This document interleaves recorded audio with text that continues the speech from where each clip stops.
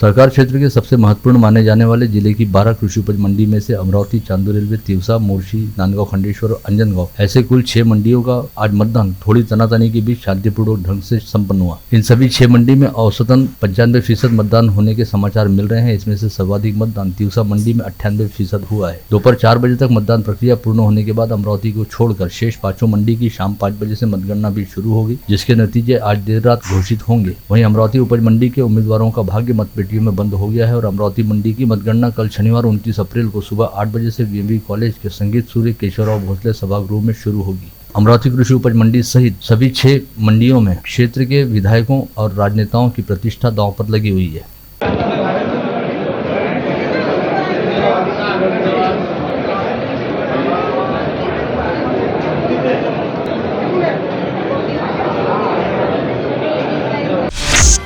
बुल्ढाना जिले की मेहकर फसल मंडी के चुनाव में बोगस मतदान करने का प्रयास करने वाले व्यक्ति को पुलिस ने बंदी बनाया है। एक ही नाम के 2 वोटर मतदान करने के लिए पहुंचने पर यह मामला उजागर हुआ। मतदान केंद्र क्रमांक 14 में अनिल आवटी के नाम पर कोई दूसरा व्यक्ति वोट डालने पहुंचा था, जिसका आधार कार्ड देखने पर वह जाली नजर आया, जिससे चुनाव अधिकारी के पास रिपोर्ट भेजी गई।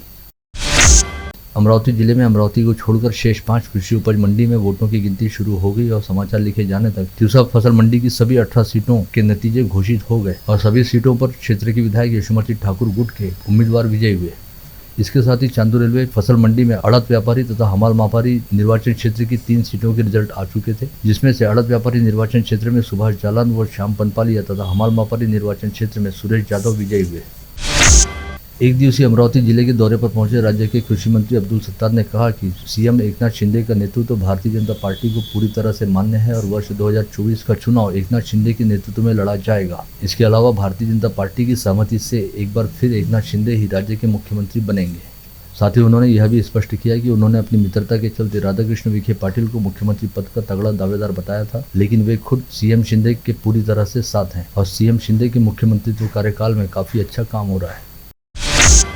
स्थानीय जिलाधीश कार्यालय के नियोजन बैठक में आज विभागीय स्तरीय खरीफ पूर्व नियोजन बैठक का आयोजन किया गया था, जिसकी अध्यक्षता करते हुए राज्य के कृषि मंत्री अब्दुल सत्तार ने स्थानीय कृषि विभाग से अमरावती जिले सहित समूचे संभाग में खरीफ फसलों की बुआई के नियोजन को लेकर जानकारी प्राप्त करने के साथ ही खरीफ फसलों की बुआई हेतु बीजों तथा खाद व कीटनाशकों की उपलब्धता व आपूर्ति से संबंधित बातों का जायजा लिया और कृषि विभाग द्वारा किए जा रहे नियोजन पर संतोष जताते हुए कहा कि खरीफ सीजन के लिए खाद व बीज की कोई किल्लत महसूस नहीं होने दी जाएगी। साथ ही खाद व बीज की कालाबाजारी पर भी कड़ी नजर रखी जाएगी। शेतीवर अवलंबून आहे आणि शेतकऱ्याच्यासाठी आपण ही जी पूर्व तयारीची हंगाम मीटिंग घेतली, यामध्ये खरीप हंगामामध्ये अचूक अशा पद्धतीची सर्व माहिती लोकांपर्यंत शेतकऱ्यापर्यंत पोहोचवा। शेतकऱ्यापासून दुकानदारापासून कंपनीपासून तर सचिवापासून तर आयुक्तापासून तर मंत्र्यापासून तर खाली विभागापर्यंत सर्वांनी आपापल्या जबाबदाऱ्या आपण पार पाडल्या। तुम्ही नाही पाडल्या आणि आम्ही कदाचित एखाद्या जागेवर त्याच्या एरियामध्ये जाऊन चेक केलं आणि तिथे ते आढळलं, काही ठिकाणी कृषी विभागाचे सचिव जातील, काही ठिकाणी आयुक्त जातील, काही ठिकाणी हे डायरेक्टर जातील, त्याच्या पाठीमागे काही लाईना बसलेले ते जातील आणि यांनी चेक केलं का मग तो क्रॉसमध्ये तुम्हाला जबाबदार धरण्यामध्येही कुठं कमी पडणार नाही।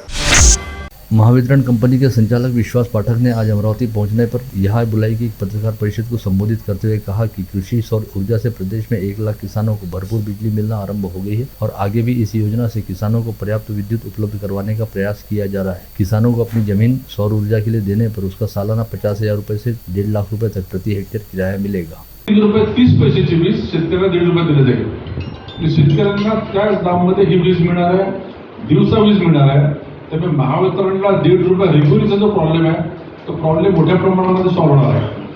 आता 8 रुपये आणि ₹30 म्हणजे 30% जी कन्झम्पशन होते ॲग्रिकल्चरची, हे जे आहे साधारणतः ₹4.70 हे ₹4.70 क्रॉस सबसिडीच्या माध्यमातून येतात। म्हणजे आपल्या उद्योजकांची जी मागणी आहे की आम्हाला क्रॉस सबसिडीचा भाग कमी करा, तर तो भाग आपोआप कमी होणार आहे। अमरावती जिले के अचलपुर में आज प्रधानमंत्री नरेंद्र मोदी, केंद्रीय सूचना व प्रसारण मंत्री अनुराग ठाकुर ने ऑनलाइन तरीके से FM रिले केंद्र का लोकार्पण किया। इसी तरह देश के 91 और महाराष्ट्र के 7 FM केंद्रों का उनके हाथों शुभारंभ हुआ। अचलपुर में आयोजित कार्यक्रम में बतौर प्रमुख अतिथि राज्यसभा सांसद अनिल बोंडे के साथ ही आकाशवाणी केंद्र प्रमुख सुनील कोटले, प्रसारण अधिकारी सुरेंद्र पाटिल, SJ सपकाल, PS जिरापुरकर, आरती आवारे तथा VV वैद्य उपस्थित थे।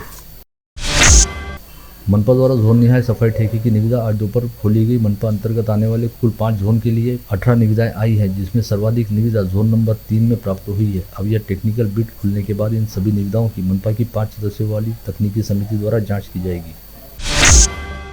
ब्रिजलाल बियाणी शिक्षा समिति के त्रैवार्षिक चुनाव में नामांकन प्रक्रिया गुरुवार की शाम पूर्ण हो गई। इस बार अध्यक्ष पद के लिए निवर्तमान अध्यक्ष अशोक राठी के साथ ही ओम प्रकाश लड्ढा व मनीष करवा के नामांकन मिलने की जानकारी मुख्य चुनाव अधिकारी रामपाल करंत्री द्वारा दी गई।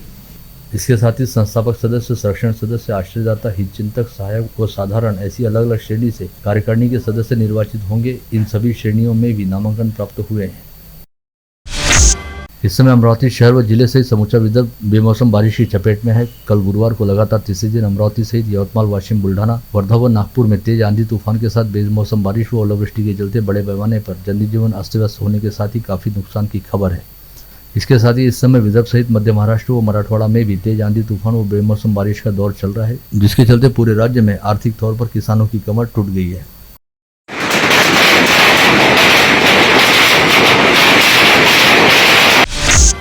जिले की बरूड तहसील अंतर्गत खड़का से होकर बहने वाली कुंडा नदी में बेमौसम बारिश की वजह से जबरदस्त बाढ़ आने के चलते करीब 2 घंटे तक खड़का गांव का अन्य क्षेत्रों से संपर्क कटा रहा। खड़का गांव सहित आसपास के ग्रामीण इलाकों तथा मध्य प्रदेश के सीमावर्ती इलाकों में काफी जोरदार बारिश हो रही, जिसकी वजह से यह स्थिति बनी है।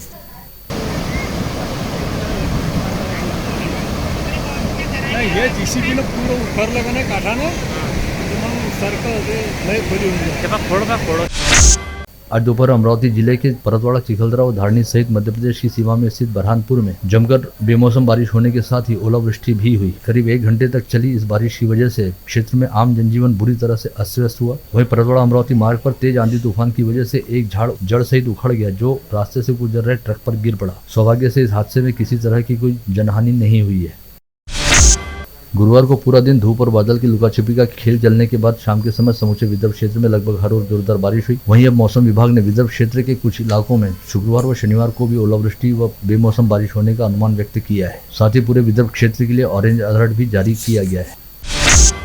ग्रामीण क्षेत्र से पढ़ाई लिखाई हेतु अमरावती शहर में आकर रहने वाले पिछड़ा वर्गीय व VJNT छात्र छात्राओं को छात्रावास के अभाव में काफी समस्याओं और दिक्कतों का सामना करना पड़ता है। इस बात को ध्यान में रखते हुए राज्यसभा सांसद अनिल बुंडे ने अपनी ओर से पहल करते हुए जिलाधीश कार्यालय में समाज कल्याण, शिक्षा व राजस्व सहित अन्य संबंधित विभागों के अधिकारियों की बैठक लेते हुए जिले में पिछड़ा वर्गीय छात्र छात्राओं के हेतु छात्रावास की सुविधा उपलब्ध कराने के लिए आवश्यक दिशा निर्देश जारी किए, जिसके परिणाम आगामी शैक्षणिक सत्र शुरू होते ही जून माह में दिखाई देंगे। कुछ माह पूर्व राज्य में क्षय रोगी खोज अभियान छेड़ा गया था, जिसके तहत प्रत्येक जिले को मरीज खोलने का वार्षिक लक्ष्य दिया गया है, जिसमें सबसे अच्छा काम पुणे जिले ने किया। साथ ही दूसरे स्थान पर अकोला जिला रहा। इसके अलावा अमरावती, नागपुर, वर्धा, चंद्रपुर संयुक्त रूप से तीसरे स्थान पर रहे।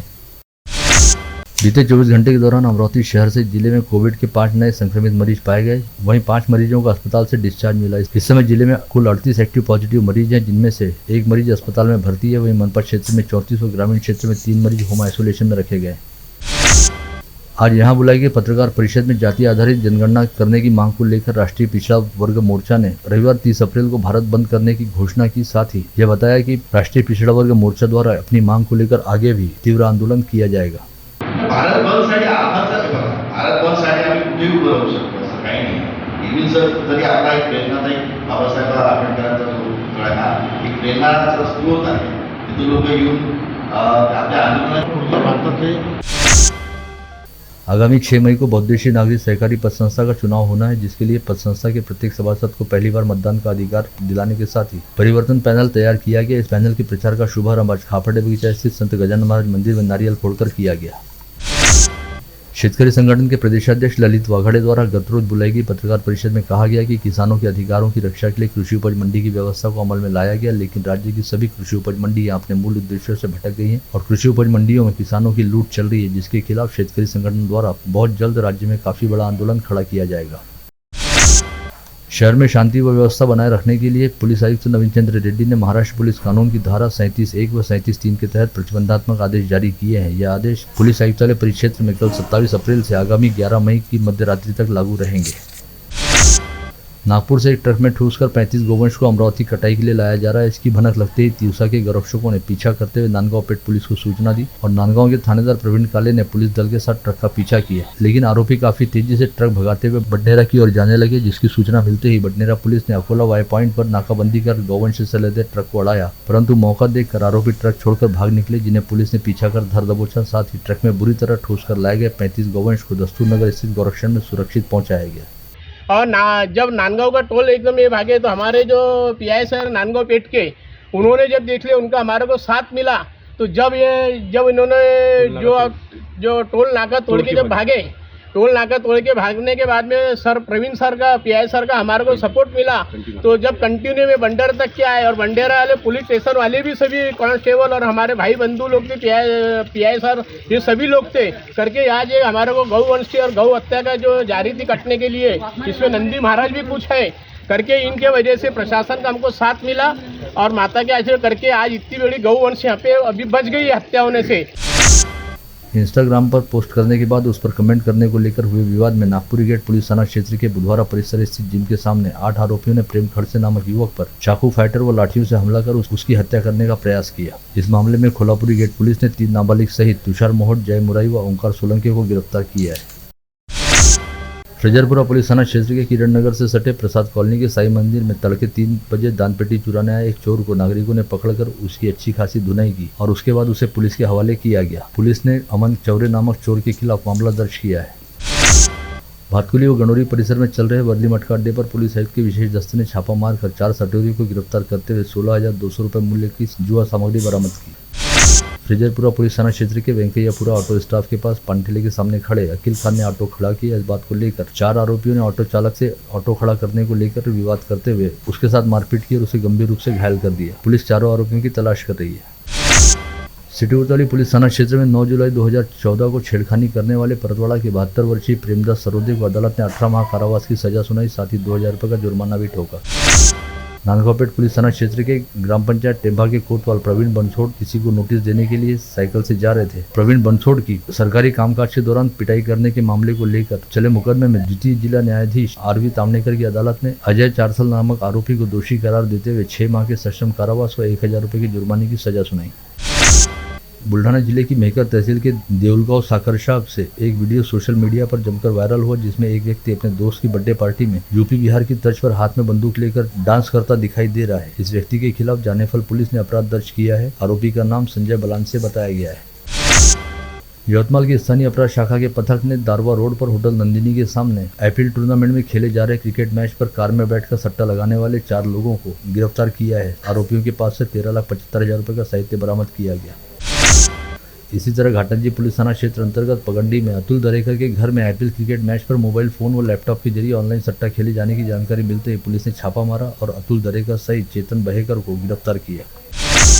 संग्रामपुर तहसील के टुनकी गांव स्थित Buldhana urban cooperative credit society की शाखा में रात के समय डाका डालने का प्रयास किया गया, लेकिन आपातकालीन सायरन बजने के कारण रुपए चुराने के उद्देश्य से आए डकैतों का यह प्रयास असफल रहा और सायरन की आवाज सुनकर अज्ञात डकैत मौके से भाग निकले।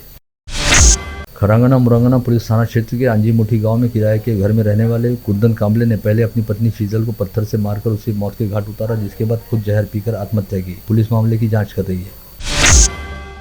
नागपुर में कामठी से कलमना की ओर जा रही बस के इंजन से धुआं निकलने की बात ध्यान में आते ही बस चालक ने तुरंत बस को रास्ते के किनारे खड़ा करते हुए यात्रियों को नीचे उतारा और जैसे ही सभी लोग बस से नीचे उतरकर दूर खड़े हुए तो बस में आग लग गई। सौभाग्य से इस हादसे में किसी को कोई चोट या नुकसान नहीं हुआ है।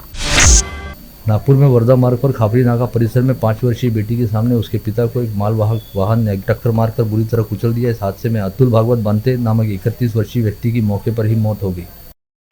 आप देख रहे थे मंडल न्यूज बुलेटिन। हमारे चैनल को लाइक करें, शेयर करें और हाँ, सब्सक्राइब करना ना भूलें। कल होगी आपसे फिर मुलाकात, तब तक के लिए धन्यवाद।